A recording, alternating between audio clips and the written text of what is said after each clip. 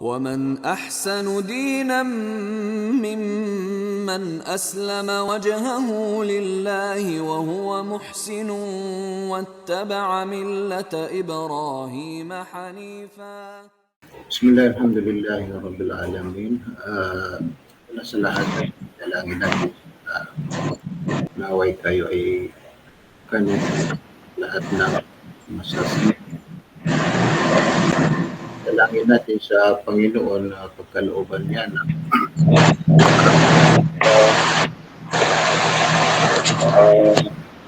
mabubuti yung oras natin ngayon.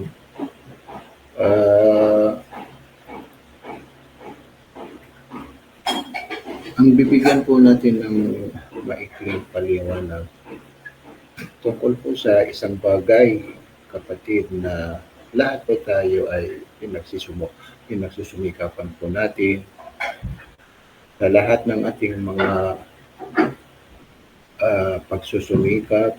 Wala tayong layunin maliban lang sa isang bagay na ito, yung tinatawag na tunay na tagumpay ng ating sarili, tunay na kabutihan ng ating sarili. Sa madaling salita, ano ang matatawag na tunay na tagumpay ng ating mga sarili at tunay na kabutihan ng ating mga sarili? So, para po tayo hindi mahirapan at maunawaan natin kung ano talaga ang matatawag na tunay na kabutihan, tagumpay ng ating mga sarili. Ibatay po natin ito sa anuman ipinaliwanag ng Panginoon, dahil sa ang Panginoon napakarami po siyang mga katangian, kabilang at kasama sa mga katangian ng sinuman na karapat-dapat maging Panginoon. Hindi siya magkakamali. Pangalawa, hindi siya magsisinungaling. Kung ano man ang sasabihin niya o bibitawan niya na salita tungkol sa, halimbawa, tungkol sa tunay na tagumpay ng ating mga sarili at tunay na kabutihan ng ating sarili, yung katotohanan.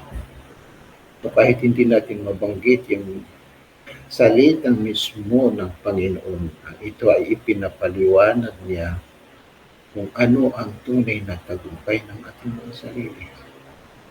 So, dahil sa tayo mismo ang nakakaalam na bawat isa sa atin, lahat ng mga tao, magkakaiba ang kanilang opinion, magkakaiba ang kanilang pananaw sa tinatawag na tunay na tagumpay ng ating mga sarili. Mayroon sa atin ang kanilang pag-uunawa o pananaw sa tinatawag na tunay na tagumpay ng ating mga sarili. Siya ay magkaroon ng maraming yaman, siya ay magkaroon ng mataas na posisyon, siya ay magkaroon ng maipagkaloob sa magiging sa kanya ang lahat ng mga bagay na nakita niya dito sa mundo. So, ibig sabihin, magkakaiba po.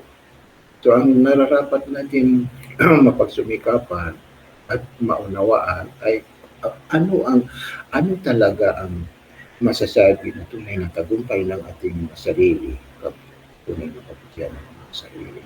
So, kung doon natin ibabatay sa sinabi ng Panginoon, kahit hindi natin mabanggit yung talata na sinabi ng Panginoon, mauunawaan po natin sa sinabi ng Panginoon na ang matatawag, ang tunay na tagumpay ng bawat isa sa atin ay ito ay nakasalalay.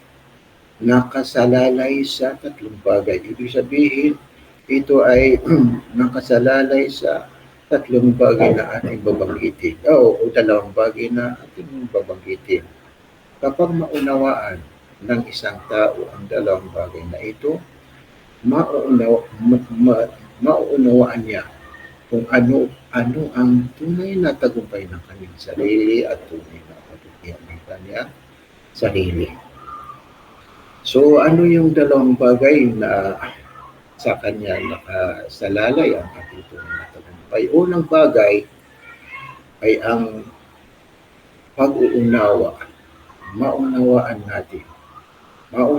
natin kung sino talaga ang karapat-dapat tawagin na Panginoon.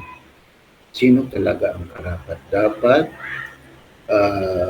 magiging Panginoon.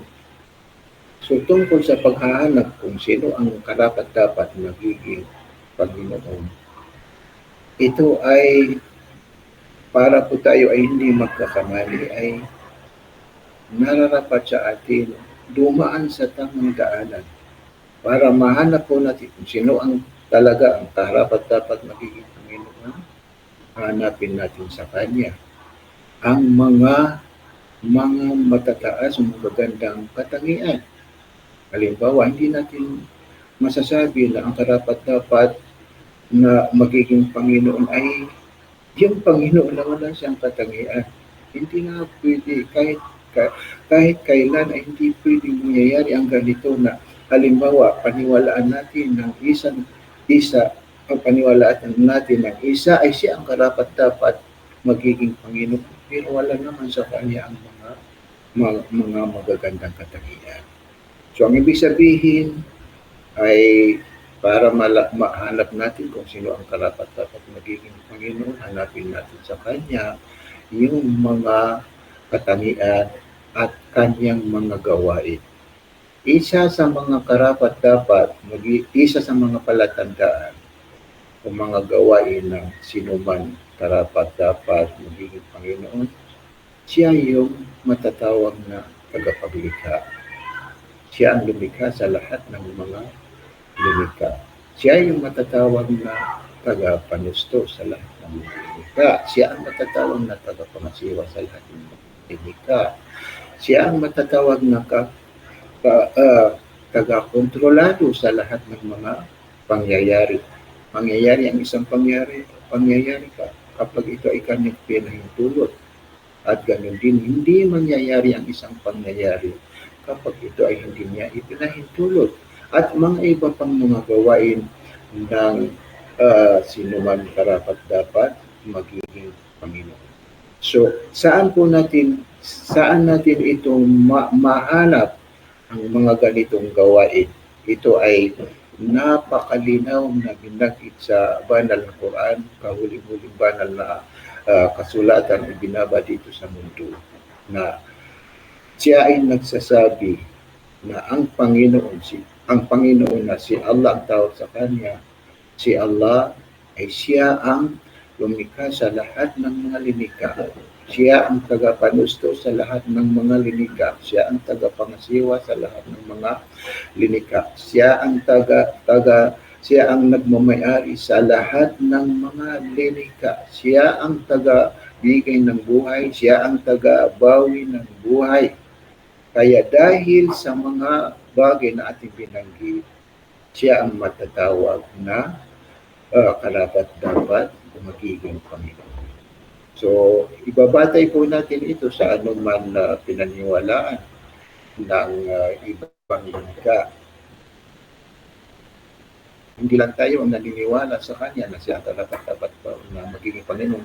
Mayroon pang ibang mga linikha na ganito ang kanilang paniniwala. Wala silang kinikilala. Wala silang kinikilala na karapat-dapat magiging Panginoon. Maliban lang sa yung Panginoon na ang tawag sa Kanya si Allah. Kaya nabanggit sa isang talata, sinabi ng nabanggit sa banal na Quran, alam tara anna Allah yasjudu lahu man fis samawati wa man fil ardi wasyamsu wal qamaru wan nujumu wasyajaru wad dawab wa katsirun minan nasi wa katsirun haqa alaihi al'adab.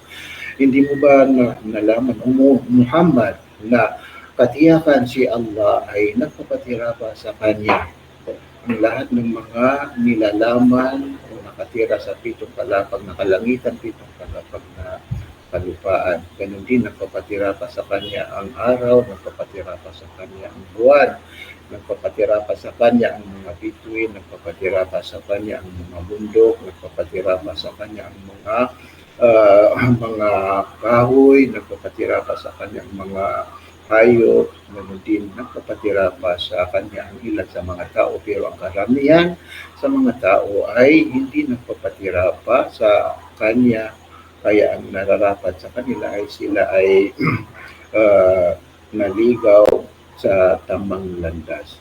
So ibig sabihin ang talata na ito nagpapatunay na ang iba pang mga linika, wala silang kinikilala karapat dapat magiging Panginoon maliban sa iyo ang Panginoon na ang tawag sa Kanya ay si Allah. Yun ang unang bagay na ipinaliwanag sa atin ng Panginoon upang malaman po natin, maunawaan po natin kung sino ang, ano ang tunay na, ano ang matatawag natin na tunay na tagumpay ng ating sarili, tunay na kabutihan ng ating. Pangalawang bagay, sa kanyang nakasalalay ang tunay natin ng tagumpay. Katapos maunawaan natin kung sino ang karapat dapat magiging Panginoon, ay obligado sa atin, nararapat din sa atin maunawaan kung ano ang karapatan ng sino man karapat dapat magiging Panginoon. Naunawaan po natin kung sino ang karapat dapat magiging Panginoon. Pangalawa, dapat natin maunawaan kung ano ang karapatan niya sa atin. Dahil tatal ay kabilang sa kanyang mga linika, nararapat sa atin kung ano ang kanyang karapatan sa atin. So, walang nabanggit sa banal na Quran maliban na karapatan ng sino man karapat dapat magiging Panginoon maliban lang sa yung isang gawain lamang. Ano ang isang gawain lamang? Yung layunin ng Panginoon sa kanyang paglikha sa atin. Ano po ang layunin ng Panginoon sa kanyang paglikha sa atin? Wala siyang layunin sa kanyang paglikha sa atin maliban lang sa yung nabanggit sa isang talata, wa makalakul din na walang sa ilali abudun, hindi ko linika ang mga engkanto, mga tao, maliban lang sa ako ay kanilang sambahin. Yung tinatawag na pagsamba sa kanya, ito ang kanyang karapatan. Kapag naisabuhay ng isang tao, ang karapatan ng Panginoon sa kanyang paglikha sa kanya ay nagawan ng isang tao, naunawaan, nagawan ng isang tao ang tunay na tagumpay ng kanyang sarili. Na ipagkaloob niya sa kanyang sarili kung ano ang tunay na tagumpay, ano ang tunay na kabutihan ng kanyang mga sarili. So ito ay malinaw na nabanggit sa banal na Quran. So kaya ang tinatawag na pagsamba sa sino man karapat dapat magiging Panginoon hindi lang sa isang klase, hindi lang sa isang uri, napakaraming klase. So lahat ng mga uring pagsamba sa sino man karapat dapat magiging Panginoon ay napapaloob sa relihiyon ng Islam. Ang ibig sabihin, kapatid, lahat ng nilalaman ng relihiyon ng Islam, lahat ng napapaloob sa relihiyon ng Islam, lahat ito ay mga gawain pagsamba, mga uring pagsamba na tinatanggap sa atin ng Panginoon. Kaya ang nararapat, ano ang nararapat sa taong naghahanap ng tunay na kabutihan ng kanyang sarili, naghanap ng tunay na tagumpay ng kanyang sarili, walang nararapat sa kanya maliban lang sa isuko niya ang kanyang sarili sa relihiyon ng Islam. Yun ang nararapat sa kanya. Isuko niya ang kanyang sarili sa relihiyon ng Islam dahil sa nalaman natin na lahat ng nilalaman ng relihiyon ng Islam, lahat ito mga uring pagsamba sa sino man karapat-dapat magiging Panginoon. So, ngayon, nalaman po natin na ang tunay na daanan papunta sa tunay nating tagumpay papunta sa tunay nating kabutihan ay ang pagsuko sa sarili, sa layunin ng Panginoon sa kanyang paglikha sa atin, at ang pagsuko sa sarili sa relihiyon ng Islam. Ano ang tamang pamamaraan para po natin maisuko ang ating mga sarili sa relihiyon ng Islam? Ito ang ipinaliwanag ng mga maaalam sa Islam at ito ay batay sa ipinaliwanag ng Panginoon. Sabi ng mga scholar, maalam sa Islam, ang tamang pamamaraan para po natin maisuko ang ating mga sarili sa relihiyon ng Islam, ito ay sa pamamagitan ng pagsasaksi. Halimbawa, ang pagsasaksi na katanggap-tanggap sa Panginoon. Dahil sa dalawang klase ang pagsasaksi, pagsasaksi na hindi katanggap-tanggap sa Kanya, pagsasaksi na katanggap-tanggap sa Kanya. Ano ang pagsasaksi na ito ay katanggap-tanggap sa Panginoon? Ito ay pagsasaksi na napapaloob sa Kanya ang tatlong bagay. Unang bagay, ang paniniwala sa pamamagitan ng ating mga puso. Halimbawa, paniwalaan ng ating mga puso, walang Diyos na karapat-dapat sambahin maliban kay Allah. Paniwalaan ng ating mga puso, si Muhammad ay kanyang sugo at alipin. Pangalawang bagay, anuman ang pinaniwalaan ng ating mga puso, dapat po natin ito bigkasin sa pamamagitan ng ating mga bibig. Pangatlong bagay, anuman ang pinaniwalaan ng ating mga puso, binigkas ng ating mga bibig, nararapat sa atin ito sa buhay sa pamamagitan ng bawat parte ng ating katawan. Kaya tiyakin natin na walang maikikilos ng bawat bahagi ng ating katawan maliban lang sa mga bagay na ito ay naaayon sa anumang pinaniwalaan ng ating mga puso at binigkas ng ating mga bibig. Kapag nabuo po natin ang tatlong bagay na ito, na isabuhay po natin yung unang hakbang sa pagsuko sa sarili ng Islam. Tayo ay nakapasok sa sarili ng Islam, at tayo ay matatawag ng isang Muslim, at tayo ay matatawag na alipin ng Panginoon. Isinuko niya ang kanyang sarili sa anuman layunin ng Panginoon sa kanyang paglikha sa Kanya, at tayo ang matatawag na alipin ng Panginoon na nagbalik loob sa kanyang Panginoon. Alam po natin ang isang alipin na siya ay nagbalik loob sa kagustuhan ng kanyang Panginoon. Siya ay pinaghahandaan ng Panginoon na napakaraming mahalagang bagay. Kabilang sa mga mahalagang bagay na ito, kahit noon ay nakagawa ng hindi mabibilang na kasalanan. Ilagay natin na siya ay napuno niya nakasalanan ng mundo na ito dahil naman sa isinuko niya ang kanyang sarili sa kagustuhan ng kanyang Panginoon. Lahat ng kanyang nagawang pagkakasala ay buburahin ng Panginoon, ipagpapatawad ng Panginoon para sa kanya. So ganito kahalaga ang napakasimpleng gawain na ito. Ito ang dapat natin dapat natin hindi ipagpadamot sa ating mga sarili. Huwag natin ito ipagpapadamot sa ating mga sarili dahil sa pagkakaalam natin na sobrang napakahalagang bagay. So para po tayo makasigurado na maipagkaloob natin at maibigay natin sa ating mga sarili ang kanyang tunay na tagumpay, tunay na kabutihan ay nararapat po sa atin ay isuko natin ang ating mga sarili sa anuman ginawa ng Panginoon na layunin niya sa kanyang paglikha sa atin. Nararapat po sa atin isuko natin ang ating mga sarili sa relihiyon ng Islam sa pamamagitan ng pagsasaksi na katanggap-tanggap sa Panginoon. Para po tayo makasigurado, kapatid, sundin niyo po ako sa anuman na bibigkasin ko. Itaas natin ang ating kanang kamay, ang ating hintuturo. Ganito. Ito ay sinyalis na ang ating sinasamba tunay na Panginoon, karapat dapat magiging Panginoon, isa sa kanyang katangian ay nag-iisa. Ito ang kahulugan. Ibig sabihin na nag-iisa, wala siyang kasama, wala siyang katambal, wala siyang kaagaw. Hindi po tayo pwede magkaroon ng dalawang Panginoon, tatlong Panginoon, maraming Panginoon. Dahil sa kung marami ang Panginoon, magugulo po tayo dahil sa sigurado sila ay kakaagawan ng kagustuhan.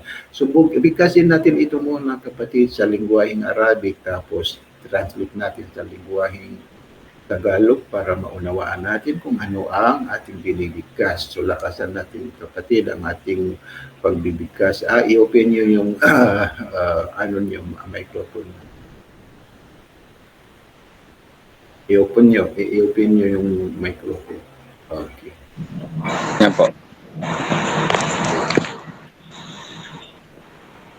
Asyhadu Asyhadu alla la ilaha ilaha illallah illa wa wa asyhadu asyhadu anna alla Muhammadan Muhammadan abduhu abdu wa rasuluhu wa rasuluhu wa asyhadu wa asyhadu anna anna Isa Isa abduhu waktu wa rasuluhu. wa rasuluhu. Ako ay sumasaksi Ako ay sumasaksi na walang Diyos na karapat dapat walang Diyos na karapat dapat sambahin sambahin maliban kay Allah, maliban kay Allah. at ako ay sumasaksi Ako ay sumasaksi na si Muhammad ay si Muhammad ay kanyang sugo ang kanyang sugo at alipin, at alipin. at ako ay sumasaksi Ako ay sumasaksi na si Jesus si Jesus ay kanyang sugo ang kanyang sugo at alipin. at alipin. Allahu Akbar. Congrats sa iyo, kapatid. Ikaw po ang alipin ng Panginoon na ipinagkaloob niya sa iyo ang sobrang napakahalagang bagay na ito. Kung totoo napakarami ang kanyang linika, pero ikaw ang kanyang pinili. Ito ay nangangahulugan dahil sa ikaw mismo ay mahal ng Panginoon. So congrats sa iyo, kapatid. At